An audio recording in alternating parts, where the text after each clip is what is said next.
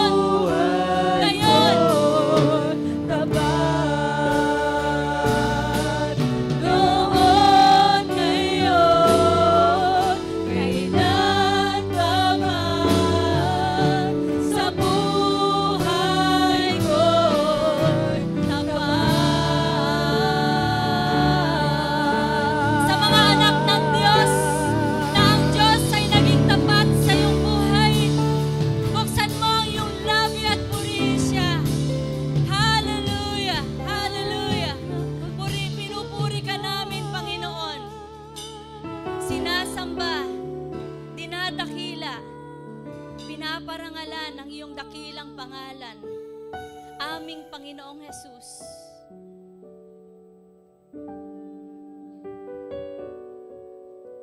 Ikaw lamang, Panginoon, ang karapat-dapat tumanggap ng pinakamainam na papuri ng iyong mga anak.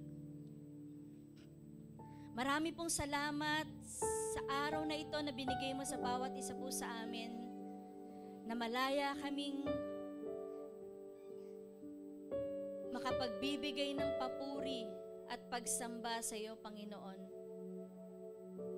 Pinagkakatiwala po namin sa iyo ang pag-aaral ng iyong salita.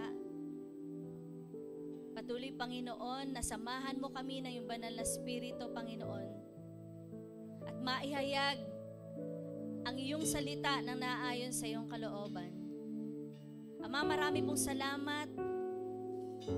Inaanyayahan po namin ang pagkilos ng iyong banal na Espiritu sa aming kalagitnaan.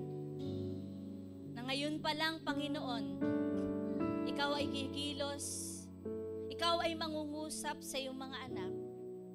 Wala kang hindi, Panginoon, itatouch na buhay sa bawat isang nandito, maging sa nanonood sa FB Live. Ama, marami pong salamat. Pinagkakatiwala po namin sa iyo ang lahat. Sa iyo po ang papuri, kaluwalhati at pasasalamat. Ito po ang aming panalangin sa pangalan ni Jesus. Amen and amen. Let us give the best clap offering of praise to God.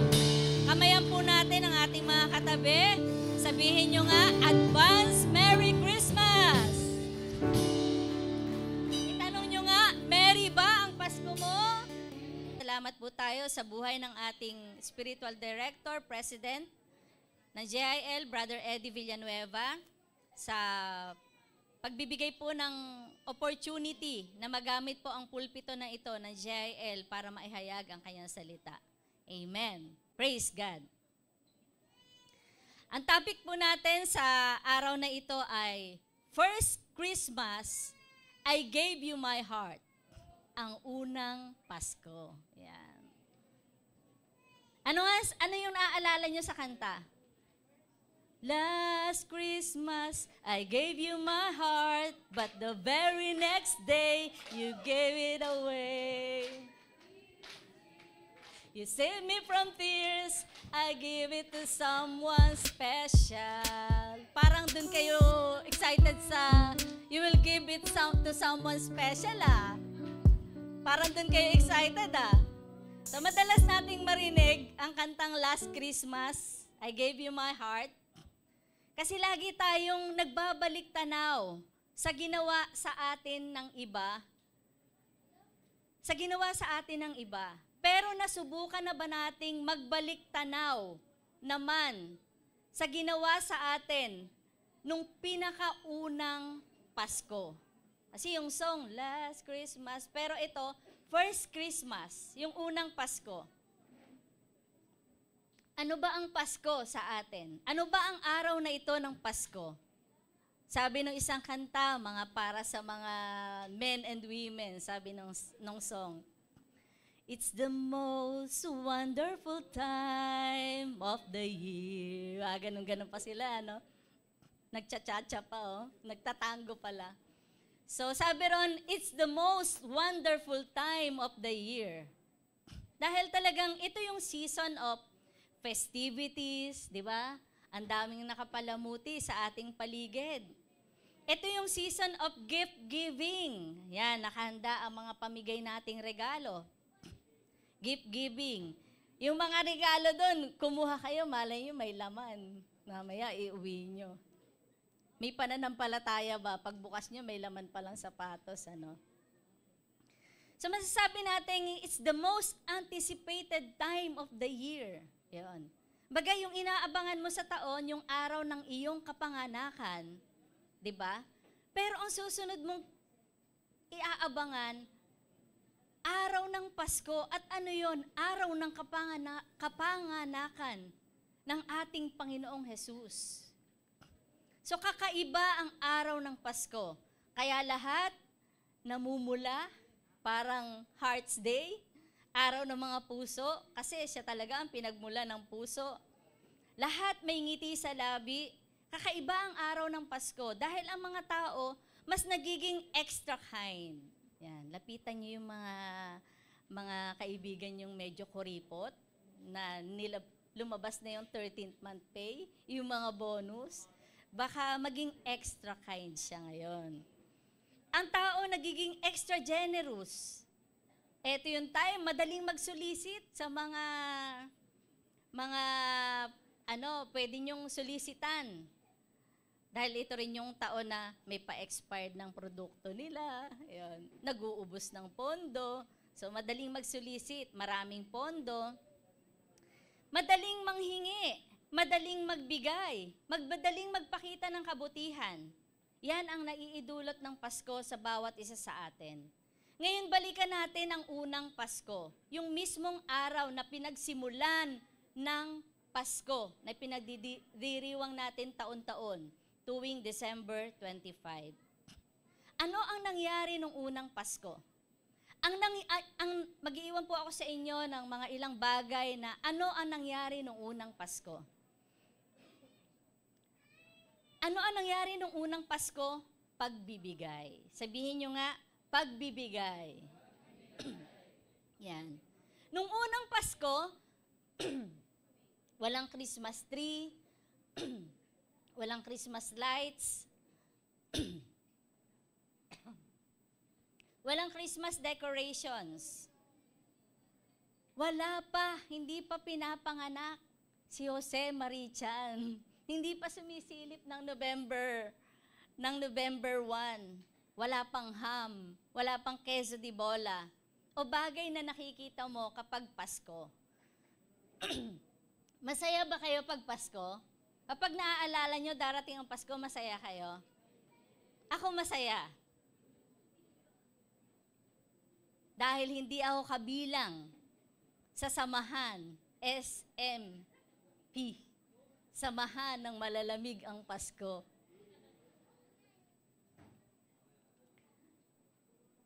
Dahil ako'y kasama sa SMP, nasa samahan ako ng mga nagmamahal sa Panginoon. Yan. Pero alam nyo, minsan nalulungkot ako. Kapag Pasko, di ba? Sa jeep, may sasakay, may magkakaroling. Sa bahay mo, may kakatok. Naglalakad ka, mga bata, may daladalang lata, kumakanta. Single bells, single bells. Nainis ako. Judgmental tong batang to. Grabe, hindi ko alam anong single bells, single bells, single all the way. Single daw ako forever. Ayoko na ng Pasko, kakantahan ako ng single bells, single bells. Yung pala jingle bell, Pero dahil alam niyang single ang kinakantahan niya, single bells daw. Parang medyo nakakainis yung bagay na yun, pagkakantahan ka ng single bells para sa aming mga single. Katulad na pastora na umaasa pa rin, Lord, baka naman. So sa unang Pasko, wala nung mga bagay na yon, pero nakatanggap ang buong mundo ng pinakadakilang regalo nung araw na yon. Natanggap ng mundo the greatest gift of all on that day. Our Lord Jesus Christ, the Savior and the promised Messiah. Palakpakan natin ang ating Panginoon. Napakadakilang regalo ang tinanggap natin nung unang Pasko. Amen. So dadako po tayo sa mga pointers natin. Ano ang naibigay sa atin ng unang Pasko? Una, propesiya sa kanyang pagdating. Ang propesiya, ito ay propesiya sa mga bagay na darating at dapat asahan.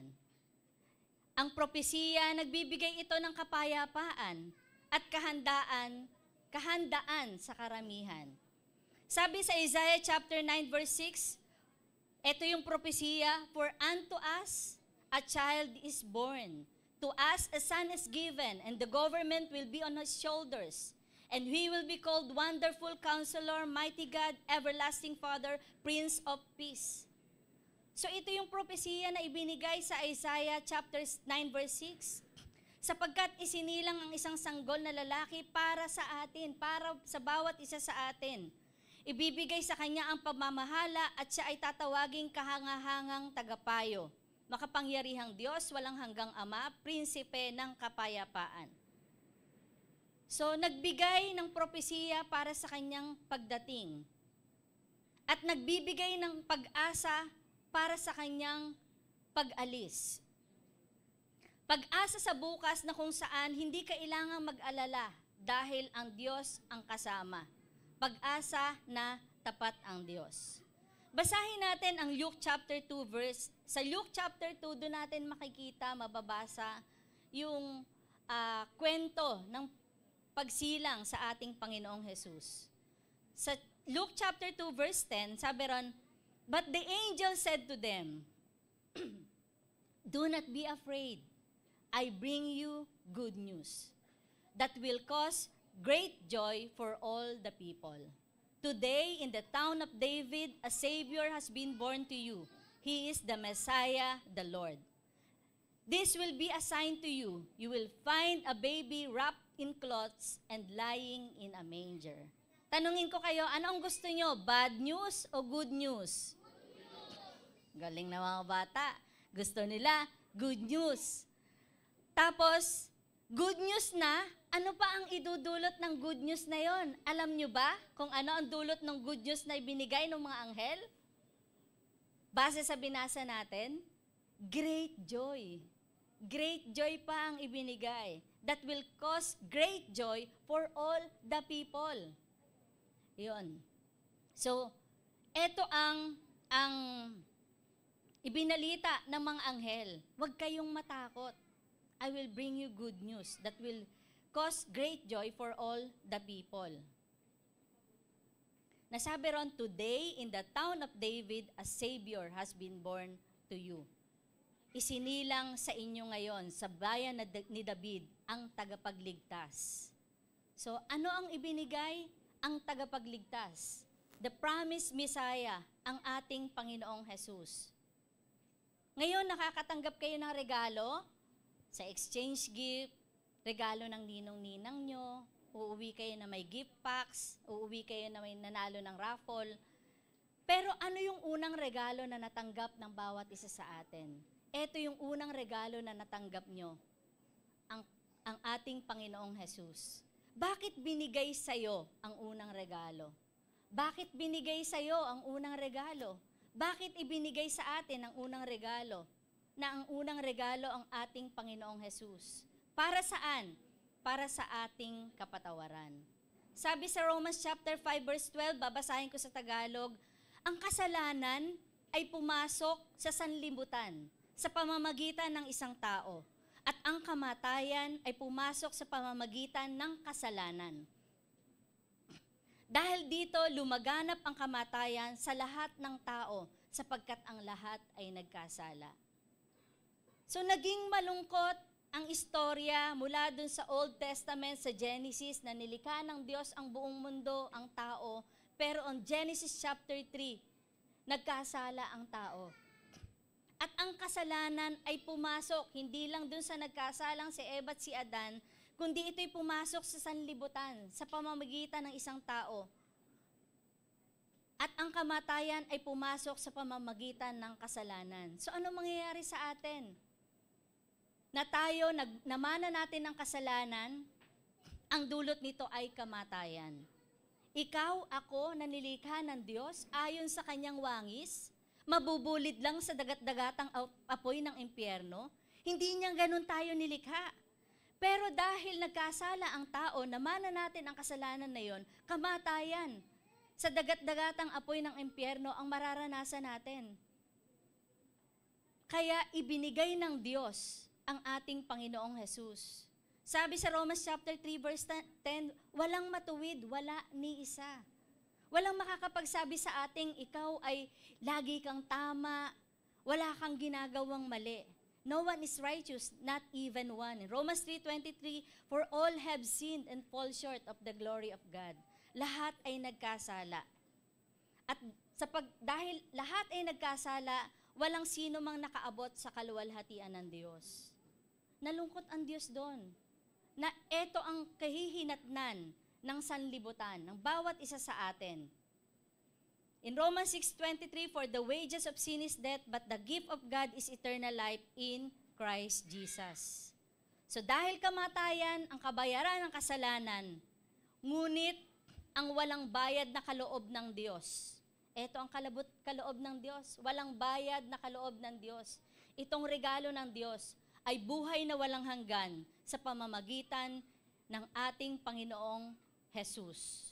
Amen. Palakpakan natin ang ating Panginoon. ibinigay niya ang unang regalo para sa ating kapatawaran.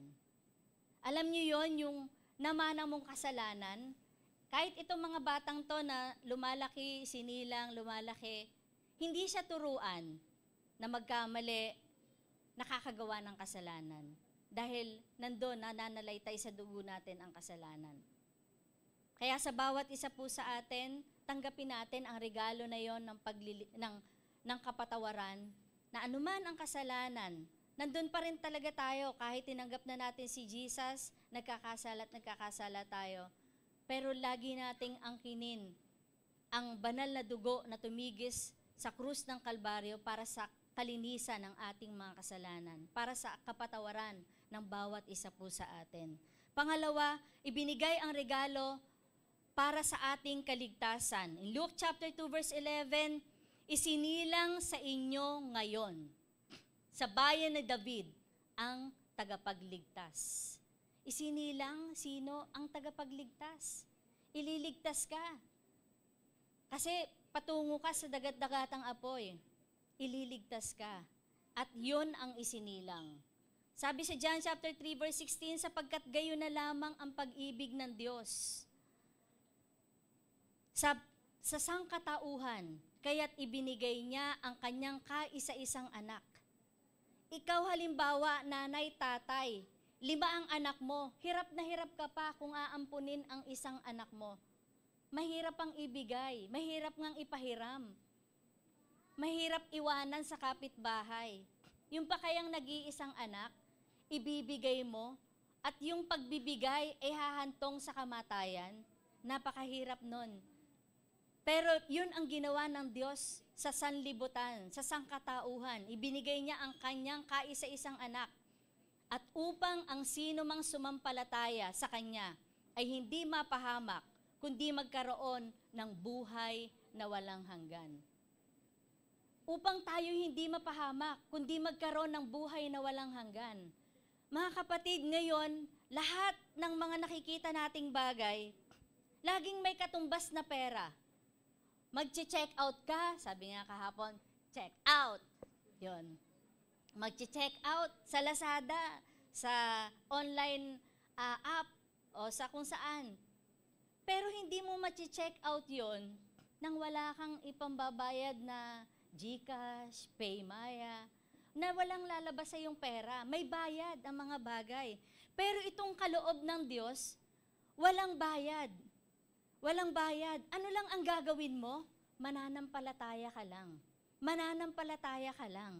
Itong krus na ito sa inyong harapan, ipinako dito ang ating Panginoong Jesus. Wala na siya dito dahil siya ay namatay, inilibing, at muling nabuhay. Hindi na siya nanatiling nakapako dito. At doon ka sa ating Panginoong Jesus na naipako sa krus na ito, mananampalataya. Wala kang gagawin. Hindi mo kailangang lumuhod mula sa pintuan ng simbahan at maglakad ng paluhod hanggang sa altar.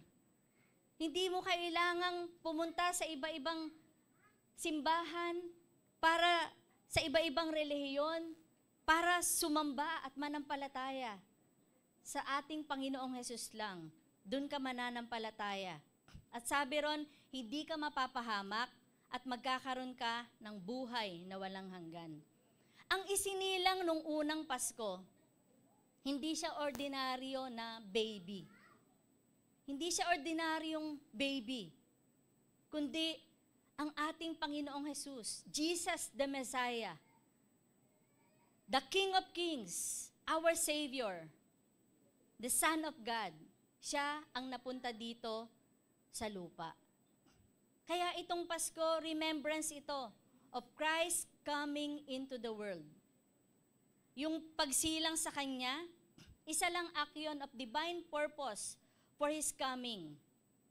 At ang ultimate goal noon is to save mankind for our sins. To save bawat isa po sa atin.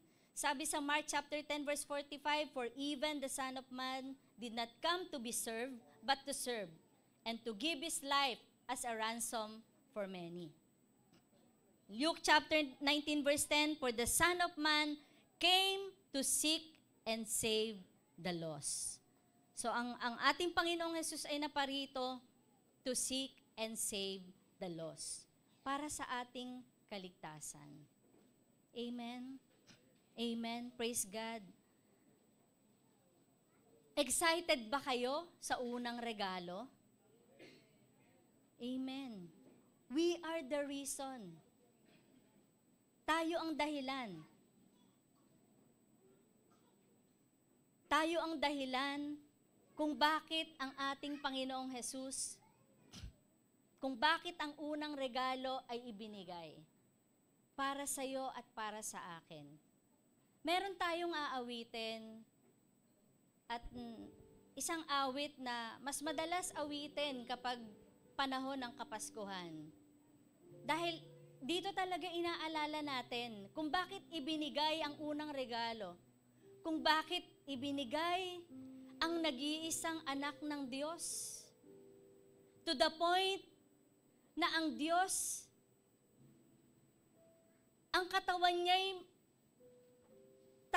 tatanggap ng lahat ng latay, lahat ng sakit, lahat ng sugat, lahat ng pait, ipapako sa krus ng Kalbaryo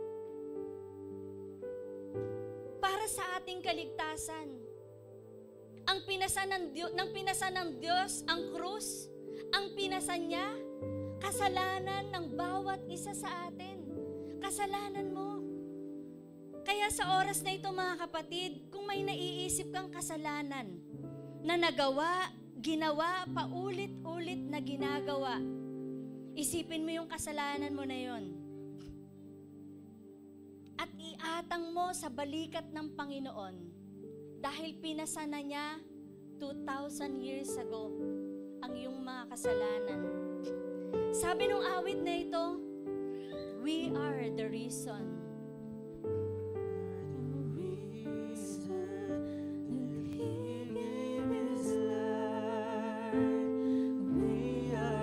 Habang tayo'y nakaupo, just close your eyes.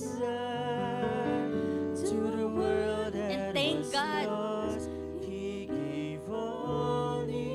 Ikaw, kapatid, ikaw ang dahilan ng pagbibigay ng unang regalo. Sino ka? Sino ako? Ikaw na makasalanan, ako na makasalanan, ako na gumagawa ng masakit sa puso ng Panginoon, ako na gumagawa na nakakasugat sa puso niya, ako, ikaw ang dahilan.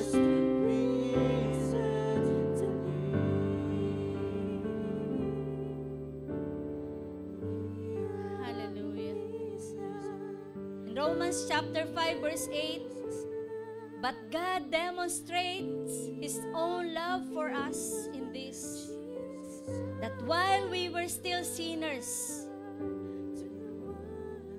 Christ died for us.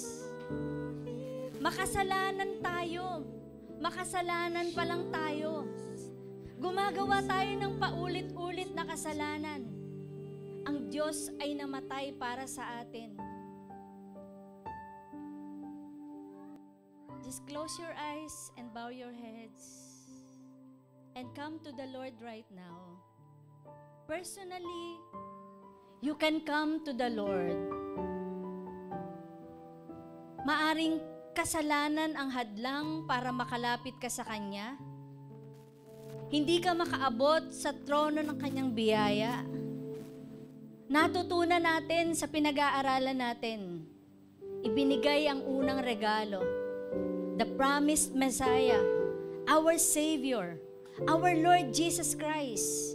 Walang katumbas na halaga, libre, tatanggapin mo lang, mananampalataya ka lang, manampalataya ka sa ating Panginoong Jesus. Tanggapin mo siya bilang iyong Panginoon at tagapagligtas. Just come to Him right now and confess your sins. Come to the Lord. ikumpisal natin sa Kanya ang lahat ng ating kasalanan. At malaya kang lumapit sa Panginoon.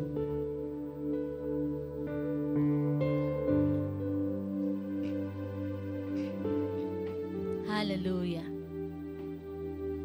Sa oras na ito, sumunod ka lang sa isang panalangin ng pagsusuko ng iyong buhay at pagtanggap sa Panginoon. Maaring sa araw na ito ng Kapaskuhan, marami kang hinahangad na matanggap. But this is the best gift. But this is the greatest gift. Pinakamagandang regalo na pwede mo matanggap. At kami po, sa kabuuan ng Jesus is Lord Church, hindi po kami magsasawang ibahagi sa inyo ang regalong ito. Follow me with this simple prayer. Ama naming Diyos na sumasalangit, Ama naming Diyos na sumasalangit, marami pong salamat marami pong salamat sa iyong dakilang pag-ibig sa iyong dakilang pag-ibig sa akin. Salamat, Panginoon, Salamat, Panginoon, namatay ka sa krus ng Kalbaryo namatay ka sa krus ng Kalbaryo para sa aking kasalanan. para sa aking kasalanan. Sinusuko ko ngayon ang aking buhay. Sinusuko ko sa iyo ang aking Idinudulog ko buhay. sa iyo. Dinudulog ko sa iyo. Nagpapakumbaba. Nagpapakumbaba. Nagpapalinis Nagpapalinis ng aking puso. ng aking puso. Patawarin mo po ako Patawarin mo po sa ako aking mga nagawang kasalanan. sa aking mga nagawang kasalanan. Marami pong salamat, Panginoon, Marami pong salamat, Panginoon, sa kapatawaran, sa kapatawaran, sa kaligtasan sa kaligtasan na ibinigay mo. na ibinigay mo. Marami pong salamat Marami pong sa salamat unang regalo sa unang na regalo ibinigay mo sa na akin. ibinigay mo sa At akin. tinatanggap ko po ito At ngayon. tinatanggap ko po ito Tinatanggap ngayon. kita, Panginoong Jesus, Tinatanggap kita, Panginoong bilang aking Jesus, Panginoon bilang aking at Panginoon sariling at tagapagligtas. sariling tagapagligtas. Isulat mo Isulat ang mo aking pangalan ang aking pangalan sa aklat ng buhay sa sa aklat langit. ng buhay sa langit. Ikaw na, Panginoon, Ikaw na, ang maghari Panginoon, sa aking buhay. ang maghari sa aking buhay. Salamat Salamat sa inyong papurit, sa iyong kaluwalhatian papurit, kalwalhatian, sa pangalan ni Jesus. sa pangalan ni Jesus. Amen. Palakpakan po natin ang ating Panginoon. Ito po ang regalong hindi natin pagsasawaang ihayag sa ating kalagitnaan, i-share sa bawat isa sa atin. And that gift, ngayong araw ng Pasko, pwedeng meron talagang walang bonus kasi walang trabaho, wala siyang tinatanggap, nasa bahay lang. Pero kapatid, kaibigan, pwede kang magbigay. Malaya ka ring magregalo. Ano ang ireregalo mo sa nanay at tatay mo na wala pa nito? Hindi pa to natatanggap? Ano ang pwede mong iregalo sa anak mo? Sa boss mo, sa kaklase mo, sa kaopisina mo, sa messenger ninyo, sa janitor ninyo, sa driver nyo? Yaman, may driver. Yung greatest gift na natanggap mo ngayon, wag mong ipagkait. Wag mong ipagkait. Hindi mo kailangang sa ulado mo, nabasa mo ang Biblia. Sabihin mo, mahal ka ng Panginoong Jesus. Amen. Palakpakan po natin ang ating Panginoon. At ano ang tamang tugon sa pagbibigay ng Panginoon? Pagbabalik sa pamamagitan din ng pagbibigay. Maraming tumatanggap ng pagpapala at alam naman natin na ang pagbibigay hindi naghahanap ng kapalit. Never na naghanap ng kapalit ang Diyos na nagbigay. Tayo na nagbibigay, hindi naman tayo naghahanap ng kapalit. Pero alam nyo, may mga taong nakatanggap, gusto namang magbalik ng pasasalamat. Gusto ring magbalik ng pagbibigay. At maraming tumatanggap ng pagpapala, pero hindi lahat kayang magbalik sa nagbigay. In Matthew chapter 2 verse 11, on coming to the house, they saw the child with his mother Mary, and they bowed down and worshiped him. Then they opened their treasures and presented him with gifts of gold, frankincense, and myrrh. Inihandog din nila ang kanilang dala na ginto, insenso, at mira. Paano tayo nagre-response? Paano nag-response dito sa New Testament, sa kwento ng kapanganakan ni Jesus, ang mga taong na laman nila ang pagdating ng ating Panginoong Jesus. Ano ang naging response ng tao sa pagdating ni Jesus? Nung pinanganak si Jesus nung unang Pasko, pagbibigay. Dahil nagbukas sila, dinalaw nila, nag-effort silang puntahan, at nagbigay sila ng regalo. Nag-present sila ng regalo. Papansinin ninyo, makakapagregalo ka ng ginto? Maaring may gold ka, pero hindi totoong ginto. Fake gold. Pero ito, ang niregalo mo, gold, frankincense, and myrrh. Pag titingnan natin, mahalagang bagay. May halaga ang iniregalo sa ating Panginoong Jesus. At ganun kapag nagbigay. Kapag nagbigay ka sa magulang mo, sa inaanak mo, may halaga. Dahil kapag nagbigay ka, may halaga ang binibigyan mo. Mahal mo. Sabi nga kanina, special someone. Sino may special someone? Ako gusto kong magka-special someone, kaya itataas ko na ang aking kamay. Dahil ang dami ko nang ibibigay. Ang pagmamahal na naiipon mula sa Panginoon. Mahalaga ang binibigyan at may halaga ang ibinibigay. Ngayong Pasko, natural ang pagbibigayan. Ngayong Christmas season, kaya nga may exchange gift, may raffle, may nagiging extra generous. Dahil ang giving extravagantly ay nangyari nung unang Pasko. Yun lang ang talagang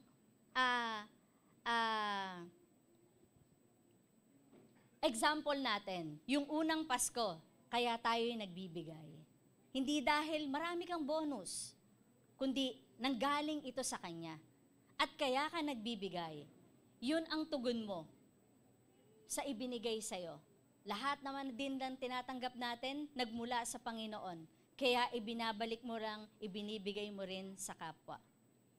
At alam nyo ba, sino ang unang nakatanggap ng regalo sa Pasko? Sinasabi ko na kanina, bawat isa sa atin nakatanggap ng regalo.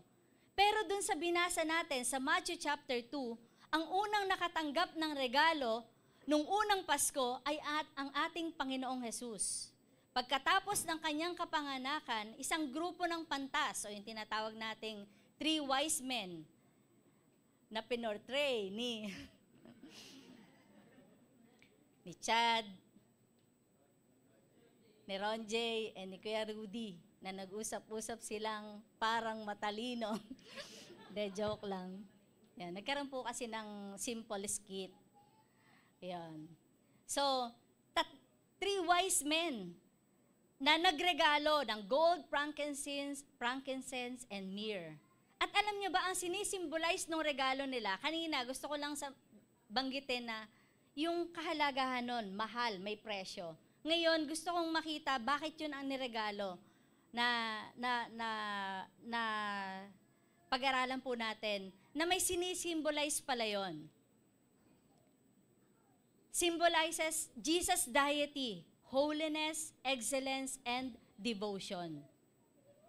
Na yung binigay ng yung tatlong mamahaling regalo na ginto, kamangyan at mira, itong kaloob na ito ay sumasagisag ng pagka-Diyos ng ating Panginoong Jesus. Kabanalan, kahusayan, at debosyon. At ito ay sumisimbolo ng mangyayari sa Panginoon, the suffering love that would lead Him to die on the cross for humanity. Yung regalo na yon.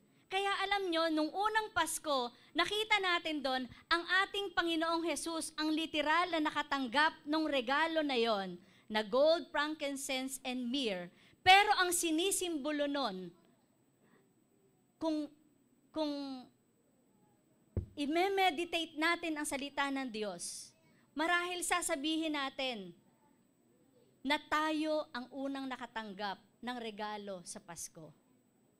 Dahil yun ay regalo na tinanggap ng ating Panginoon na nagsisimbolize sa deity niya, holiness, excellence, and devotion, and the suffering love that would lead Him to die on the cross for humanity. Para sa bawat isa din sa atin. Yun yung regalo. Tayo pa rin ang nasa isip. Tanggapin mo. Napakagandang regalo. Next, ano naman sa pagbibigay natin sa Panginoon, pagbibigay mula sa Diyos. Ang pagbibigay sa Diyos ay pagbabahagi rin sa kapwa. Gusto ko lang po sa pag-a-apply natin ng pagbibigay na matututunan natin ngayon. Nakatanggap tayo, magbibigay din tayo ng regalo. Binanggit ko na po pala kanina na iregalo natin, i-share natin ang natanggap nating regalo. Wala tayong material, pero i-share natin ang ating Panginoong Jesus.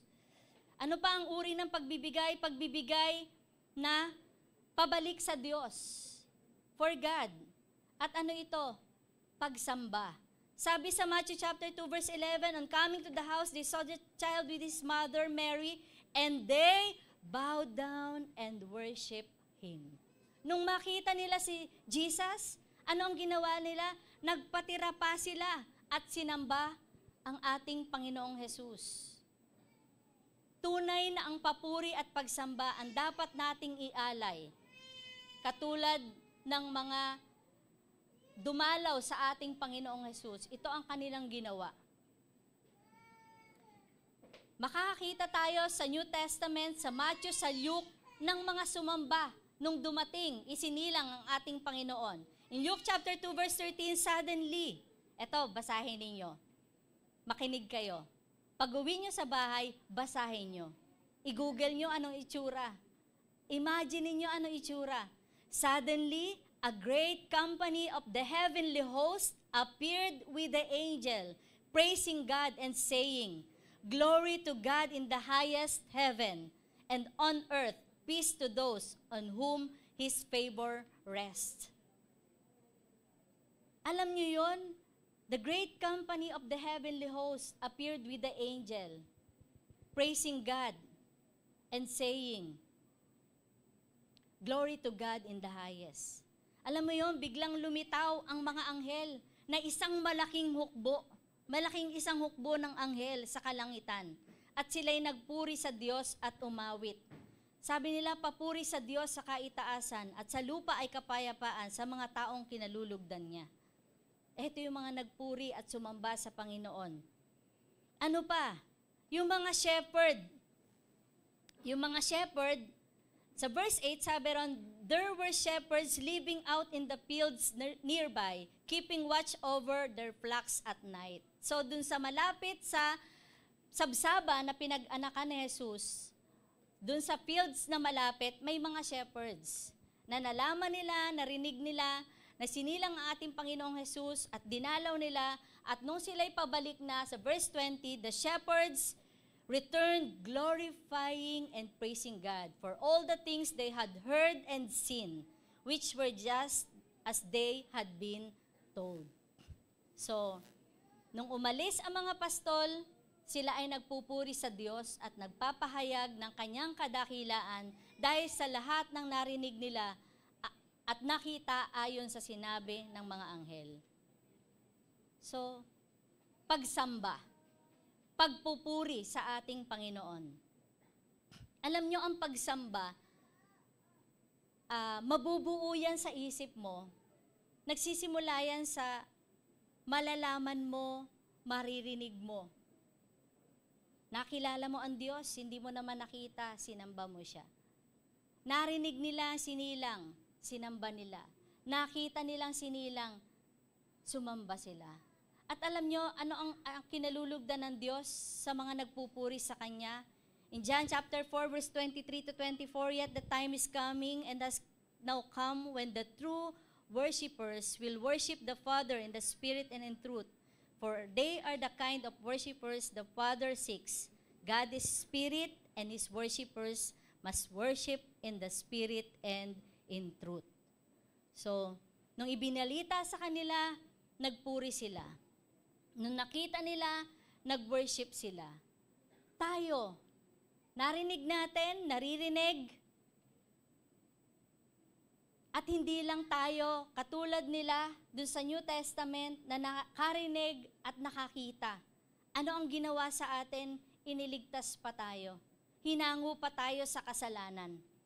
How much more na mas hindi natin kayang magpuri sa ating Panginoon. Dadako na po ako sa conclusion.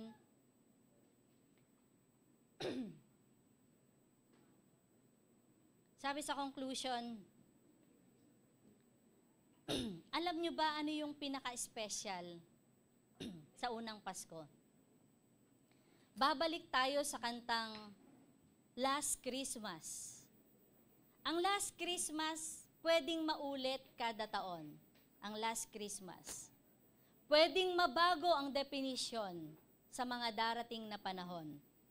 Pero ang first Christmas, ang unang Pasko, natatangi lang na mula, dahil, at para sa Panginoon. Palakpakan natin ang Diyos, tayong lahat ay tumayo. Hallelujah. Sa unang Pasko, naranasan natin ang pagbibigay mula sa Panginoon. Ibinigay niya ang isang tagapagligtas. Natutunan din nating magbigay.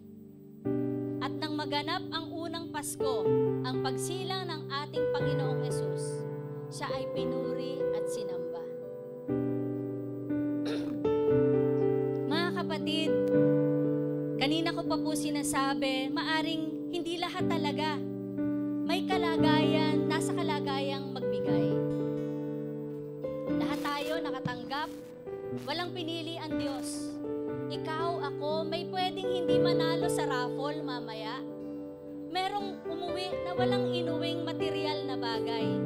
Pero tinanggap mo ang isang napakadakila na regalo. Ngayon naman sa oras na ito, gusto ko pong tumingin kayo sa akin.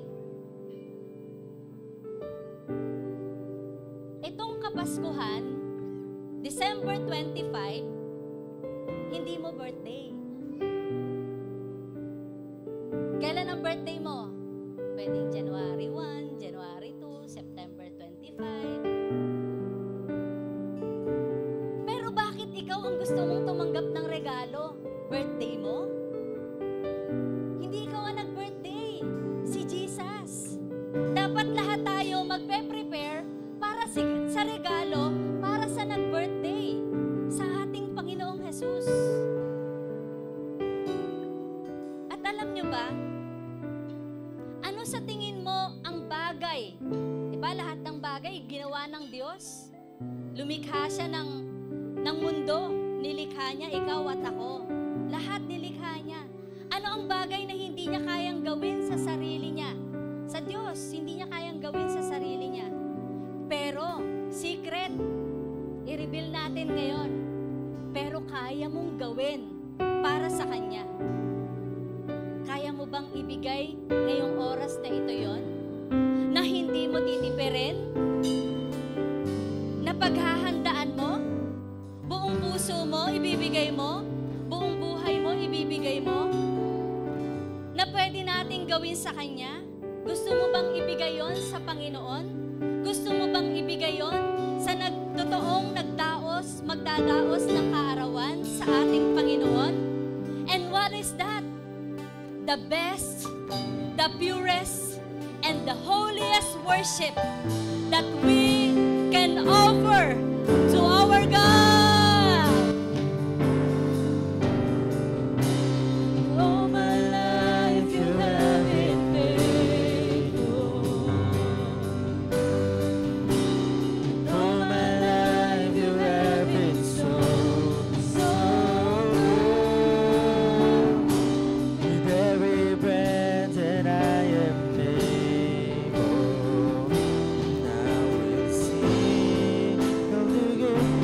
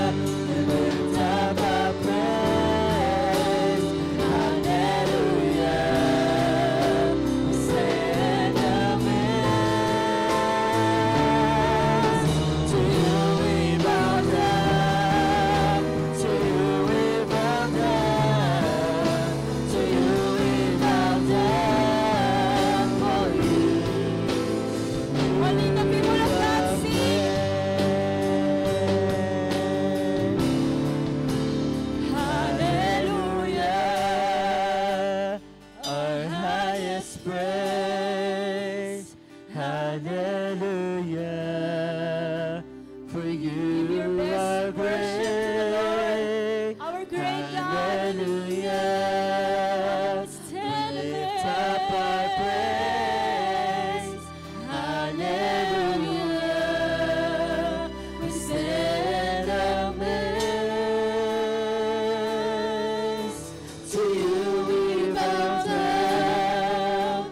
To you we bow down. To you we bow down. For you